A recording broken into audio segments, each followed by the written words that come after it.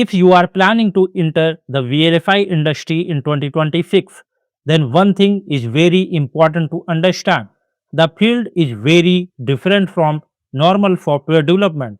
In VLSI, you are not just writing code, you are designing a real hardware that eventually becomes part of a real semiconductor chip. The processor inside smartphones, GPU, AI accelerator, networking devices, and even automotive systems and embedded products all start from VLSI design.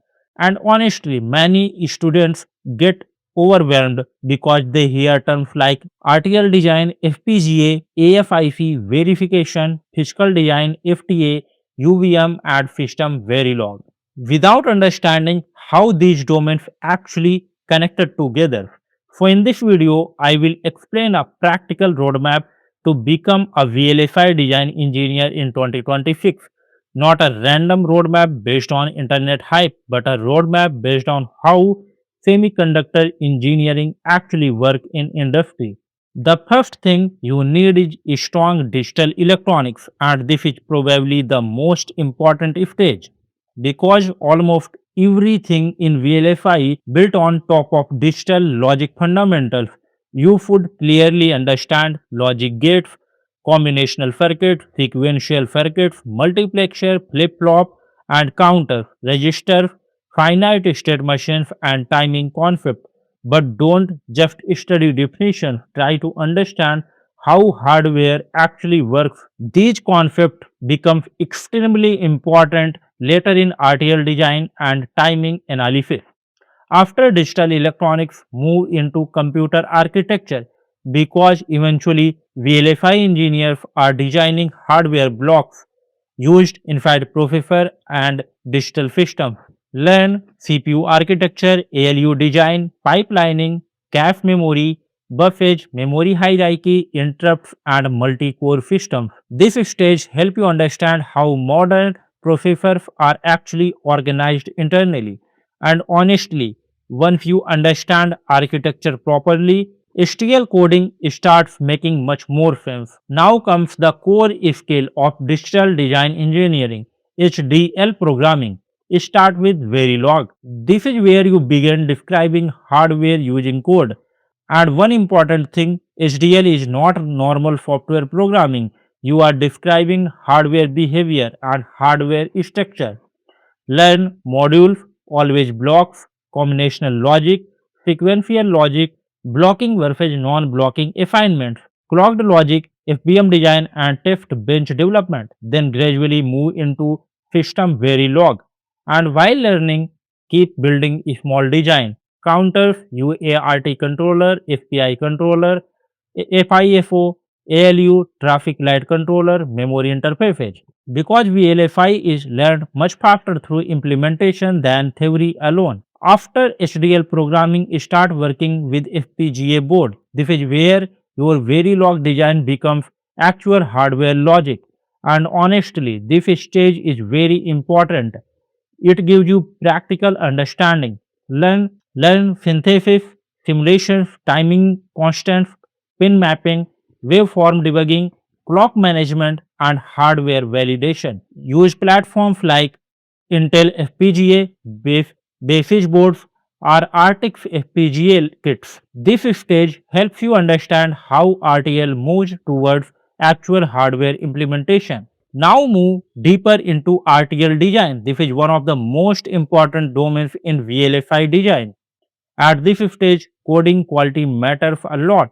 You should learn clean RTL architecture, pipeline logic, synchronous design methodology, low power concept, reusable modules, and timing aware design and scalable hardware architecture. Because companies expect modular design, optimizing timing, and production level coding practices, this is where you start thinking like an actual chip design engineer. One thing many beginners don't realize is that verification is a massive part of semiconductor engineering.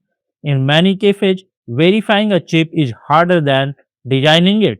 So learn system Verilog verification, efficient constant random testing, coverage concept, waveform debugging, and UVM design. You should become comfortable with simulation tools, debugging logic behavior, analyzing waveforms, and identifying timing problems. Verification engineers are highly valuable because chip bugs are extremely expensive. Now understand what happens after RTL is completed. This is where the design moves closer to an actual semiconductor layout. Synthesis flow, placement and routing, clock tree synthesis, timing closure, power optimization and static timing analysis. Important concept: setup violation, hold violation, clock skew, timing path and flag analysis. This stage is where digital logics become physically manufacturable hardware. Most professional VLSI environments run heavily on Linux based workflow. For learn Linux commands, shell scripting, Git, Makefiles, TCL, and Python scripting. Because automation and tool scripting are extremely common in semiconductor companies. Projects are very important in VLSI design, but instead of random beginner project, build a structured design. For example, UART controller, FIFO design, FIFO design, SPI controller, pipelined ALU, simple RISC processor or CAF controller, and properly document the architecture, simulation results, waveform analysis, and timing behavior. These projects show actual engineering capability during interview.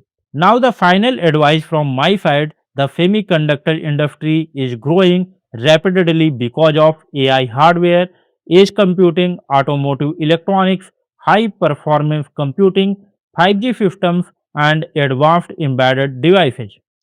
And companies are looking for engineers who can understand digital system deeply, write clean RTL, debug hardware logics, analyze timings, and solve engineering problems at hardware level. So don't focus only on collecting certificates. Focus on fundamentals, implementation, debugging, and real design understanding. Because ultimately, strong VLSI engineers are the ones who can think like hardware architecture, not just tool user. And if you want more content on Verilog, FPGA, RTL design, ASIC design, semiconductor engineering, and VLSI interview preparation, make sure to subscribe to the channel. Thanks for watching, guys.